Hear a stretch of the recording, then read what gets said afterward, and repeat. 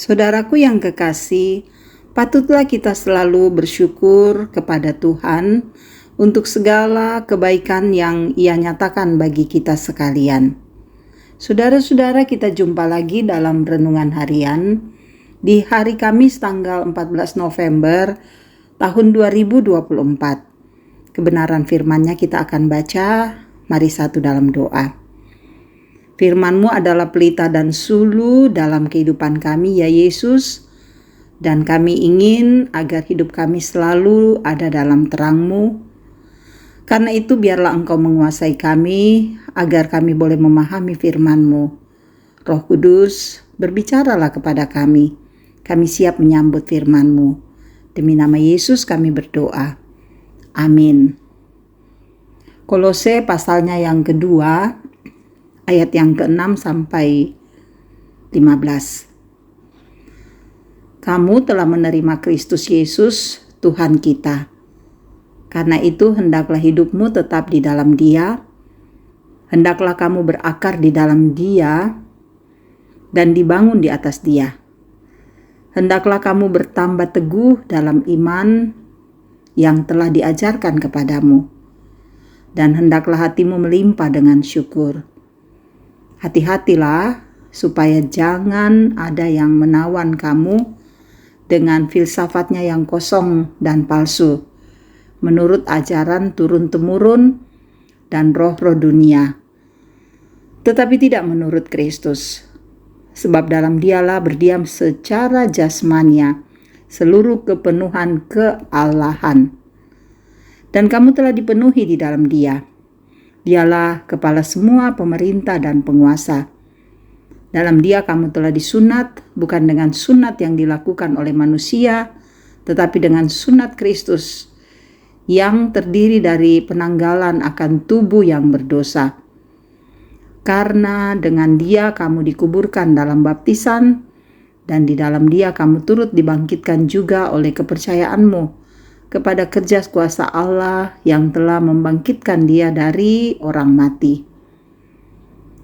Kamu juga, meskipun dahulu mati oleh pelanggaranmu dan oleh karena tidak disunat secara lahiriah, telah dihidupkan Allah bersama-sama dengan Dia sesudah Ia mengampuni segala pelanggaran kita, dengan menghapuskan surat hutang yang oleh ketentuan-ketentuan hukum mendakwa dan mengancam kita.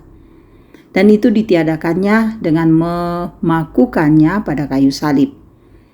Ia telah melucuti pemerintah-pemerintah dan penguasa-penguasa dan menjadikan mereka tontonan umum dalam kemenangannya atas mereka.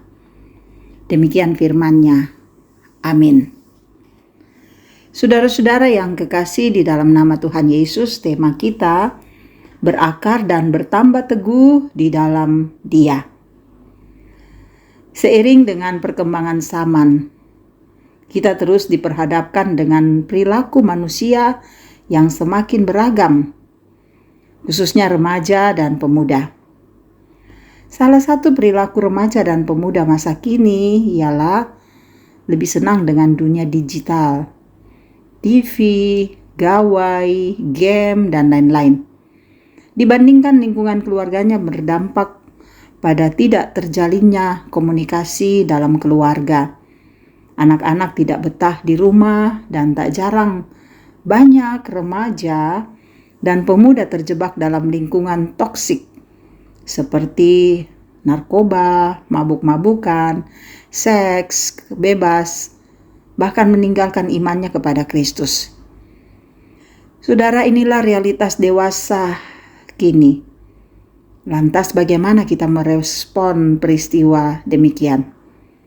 Firman Tuhan memperlihatkan upaya Paulus meyakinkan jemaat Kolose bahwa mereka adalah orang-orang yang telah menerima Kristus sebagai Tuhan, yang telah dan akan terus mengubahkan mereka. Dengan sengaja Paulus membunyikan ini untuk menyadarkan mereka agar konsisten dan berintegritas terhadap imannya.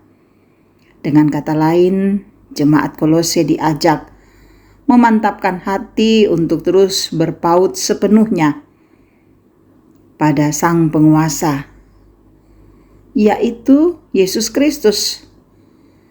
Saudara, keterpautan itu hendaknya terus dinampakkan dalam sikap hidup sebagai orang-orang yang telah dibangkitkan dari kematian karena dosa, yakni dengan berakar di dalam Dia, dibangun di atas Dia, teguh dalam iman, serta hidup bersyukur. Bagi Paulus, Yesus adalah pusat segalanya. Dialah kepala dan penguasa. Itulah sebabnya tidak ada alasan untuk tidak berpaut sepenuhnya kepada Dia. Saudara, Paulus telah mengingatkan kita tentang pentingnya hidup di dalam Kristus sebagai upaya dalam menjaga diri dan seluruh kawanan domba Allah. Karena itu, mari berakar dan teguh di dalam Kristus, berarti percaya dan mempercayakan diri sepenuhnya pada pengaturan Tuhan. Teruslah berakar, bertambah teguh hanya di dalam Dia. Amin. Mari berdoa. Terima kasih Tuhan, waktu indah Engkau berikan dan kami boleh membaca merenungkan firman-Mu. Biarlah firman ini tidak berlalu begitu saja. Hanya dalam kekuatan Roh Kudus kami terus memberlakukannya dengan indah. Sertai, bimbing dan tuntun kami semua agar kami boleh menikmati cinta kasih Tuhan. Dan Engkau adalah gembala yang baik yang menuntun kami selalu dan selalu. Keluarga kami Tuhan berkati, anak-anak kami Tuhan kasihi, biar mereka menjadi anak-anak yang takut dan terus bertumbuh dalam iman yang kokoh di dalam Tuhan.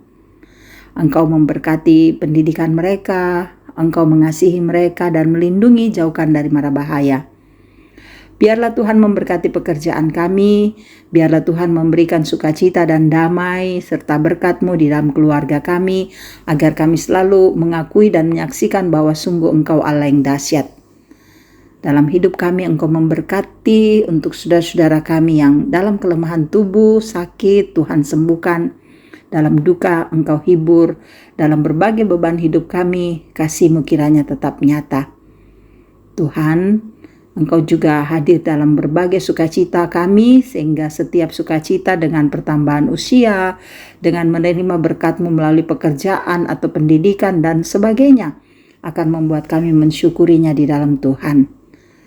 Saudara-saudara kami yang terus mendengarkan renungan harian ini, Engkau jamah hidup mereka dan mereka boleh mendapatkan sukacita dari Tuhan. Bahkan juga untuk para orang tua kami dalam usia indah, sertai mereka agar mereka teguh di dalam Kristus, beria-ria di dalam Tuhan. Para pelayan Tuhan berkati selalu agar mereka tetap teguh melayani-Mu dengan sepenuh hati dan ketulusan.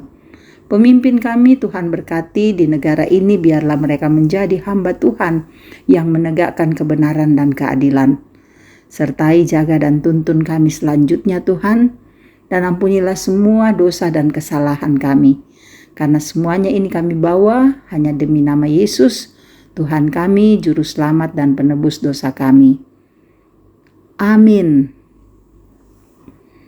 Puji nama Tuhan, kita boleh mendengarkan renungan ini. Biarlah firman Tuhan ini menjadi bagian yang utama dalam hidup kita. Terus semangat menghadapi hidup karunia Tuhan. Tuhan Yesus memberkati.